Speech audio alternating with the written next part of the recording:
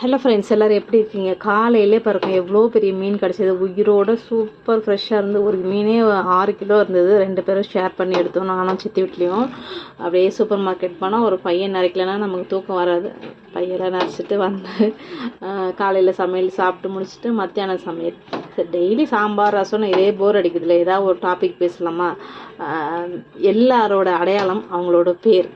அந்த பேர் நிறைய பேருக்கு பிடிக்காது. ஒரு சிலவங்களுக்கு ஏம்மா எனக்கு இந்த பேர் வச்ச அப்படின்னு நிறைய பேர் கேட்டிருப்பீங்க அப்படின்னு நினைக்கிறேன். என் பொண்ணு அடிக்கடி கேட்பா. என் பொண்ணு பேர் வந்து லஜிதா.